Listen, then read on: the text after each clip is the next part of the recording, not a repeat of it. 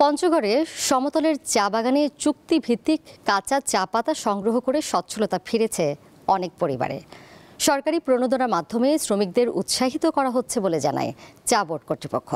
বর্তমানে জেলার ৩০টি কারখানায় কাজ করছে ২০ থেকে ২৫ হাজার চা শ্রমিক। প্রতিদিন ভোর থেকে দুপুর পর্যন্ত চা বাগানে পাতা সংগ্রহের কাজ করেন শ্রমিকরা। প্রতিদিন ২ থেকে ২৫০ কেজি পর্যন্ত পাতা সংগ্রহ করেন তারা। শ্রমিকরা কেজি প্রতি মজুরি পান ৩.৫ থেকে ৪ টাকা। হাজিরা আমাদের ৭ জনেই ১৫০০ মতো পাতা কাটি আর কি।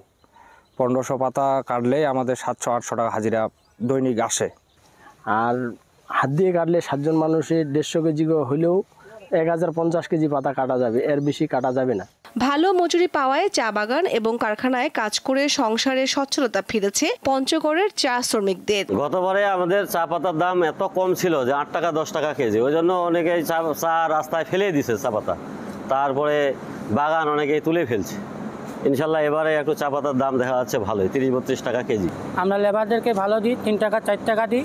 এখন পাতার দাম আমরা ৩০ থেকে ৩২ টাকা রেট পাই। আমরা ভালো দাম পাওয়ার কারণে আমরা লেবারদেরকে প্রতি কেজি ৪ টাকা দরে আমরা পেমেন্ট করতে পারতেছি। আমরা এই সিজনে সর্বোচ্চ ৩৪ টাকা পর্যন্ত চা বিক্রি করেছি। এই রেটটা থাকার কারণে আমরা লেবার পেমেন্ট থেকে শুরু করে চা পেমেন্ট যেভাবে পাচ্ছি, এতে আমরা অনেক খুশি। সংসারের সচ্ছলতা আসলেও শ্রমিকদের অভিযোগ, চিকিৎসা ভাতা সহ সরকারের দেয়া সব ধরনের সুযোগ সুবিধা থেকে বঞ্চিত তারা। তবে সরকারি সহায়তার আশ্বাস দিয়েছেন চা বোর্ডের কর্মকর্তারা। সমাজ কল্যাণ অধিদপ্তর থেকে চা বাগান চা রিয়েল শ্রমিক যারা, তাদেরকে বাৎসরিক ৫,০০০ টাকা করে প্রণোদনা দিত। এই বছর সেটা ৬,০০০-এ উন্নীত করা হয়েছে।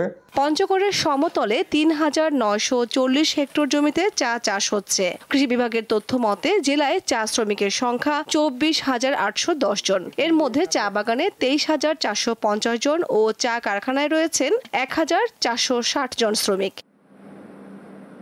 কামরুন নাহার, দীপ্ত, বার্তা কক্ষ।